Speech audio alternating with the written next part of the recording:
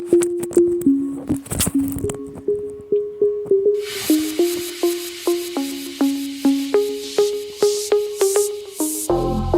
Friends, कैसे हैं आप? आशा नहीं पूरा विश्वास है आप सब अच्छे होंगे।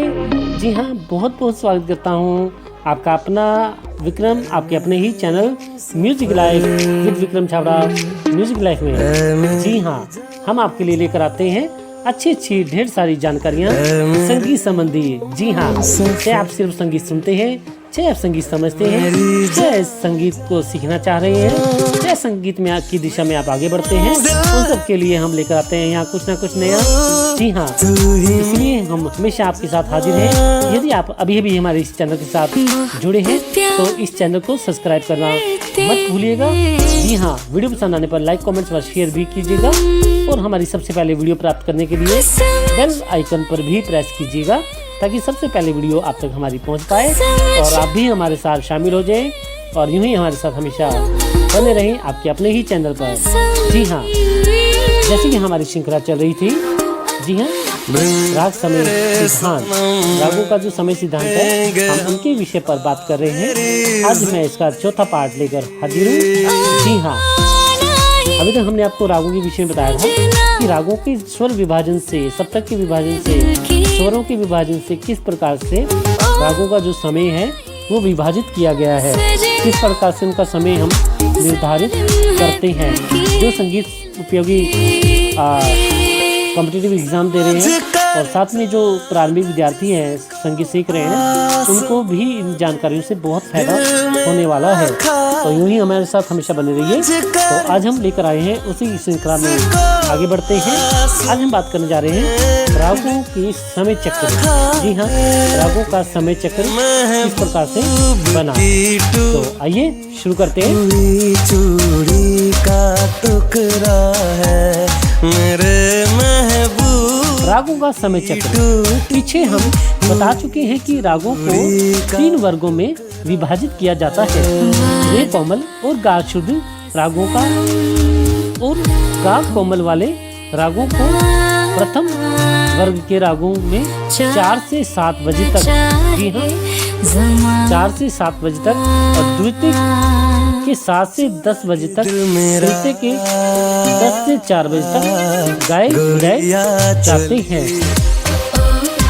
जी हाँ, विद्वानों के मत अनुसार प्रातः 7 बजे से आरंभ होता है, यानी प्रातः 6 बजे से दिन आरंभ होता है। अगर 6 की बजाय 7 मान लिया जाए तो दिन के आगे पहर का मिलन राग के उपयुक्त वर्गों से अधिक माना जा सकता है। रात्रि के प्रथम पहर में रेगा शुद्ध वाले राग आ जाते हैं। जी हाँ, रात्रि के जो प्रथम पहर में उसमें शुद्ध रेगा वाले स्वर आ जाते हैं। दूसरे और तीसरे पहर में गा कोमल वाले राग, चौथे पहर में रे कोमल गा शुद्ध वाले रागों का समय होता है। ठीक है, यहाँ तक आपको समझ में आ गया होगा। अब शुरू करते हैं हम मध्य स्वर का महत्व। जी हाँ, जैसे कि आप मेरे पीछे ये सॉन्ग सुन रहे हैं तो उसमें मध्य स्वर शुद्ध तीव्र लगता है। तो अब हम बात कर रहे हैं मध्य स्वर का महत्व। जी हाँ, माँ स्वर का एक अपना विशेष महत्व होता है। जी हाँ, माँ जो है वो संगीत जो वैज्ञानिक है, संगीतज्ञ हैं, उनको दिन रात दिखा देता है। जैसे आप भी हैरान हो जाएंगे कि ऐसा कैसे हो सकता है। तो ये कैसे हो सकता है? स्वरों का महत्व इस प्रकार से है कि उत्तरी भारतीय संगीत में रागों के गाने बजाने की दृष्टि से मध्यम स्वर का बहुत महत्व है। यह स्वर रागों के समय सिद्धांत विभाजन में महत्वपूर्ण भूमिका निभाता है और एक मार्गदर्शक के रूप में उसके समक्ष उपस्थित होता है। सुबह के समय में शुद्ध मध्यम का वर्ज्य होता है। जी हाँ, सुबह के समय में शुद्ध मध्यम का राज्य होता है।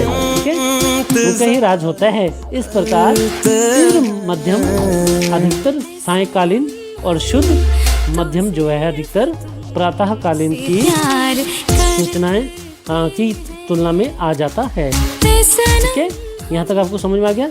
इसलिए कहा गया है कि मध्यम के इशारे पर ही संगीतज्ञों के दिन व रात होते हैं। तो देखा आपने किस प्रकार से रागों का जो समय है वो बांटा गया है, किस प्रकार से इनको अलग अलग विभाजित किया गया है। जी हाँ, मैं आपको शॉर्टकट में जो अभी तक हमने इसके 4 पार्ट किए हैं मैं शॉर्टकट में आपको बता देता हूँ। जी हाँ, पहले हमने रागों का समय सिद्धांत लिया। ये उनका समय सिद्धांत स्वरों के आधार पर 2 भागों में बांटा गया, पूर्वांग व उत्तरांग। पूर्वांग में पाधा सा, उत्तरांग में सारे गामा आते हैं। ठीक है, और फिर समय जो है वो वादी और समाधि स्वर पर निर्भर करता है। जी हाँ, वादी और समाधि स्वर जो होते हैं रागों के उन पर निर्भर करता है। और आप लोग सोचेंगे अब वादी क्या होता है, समाधि क्या होता है। जो हमारे साथ नए नए श्रोता जुड़ रहे हैं उनको बता दें, वादी स्वर वह होता है जो किसी राग के अंदर या किसी गीत के अंदर सबसे अधिक लगता है, तो हम वादी स्वर कहते हैं। यानी जिस प्रकार कोई राजा होता है। ठीक है, इसके बाद आता है समाधि स्वर।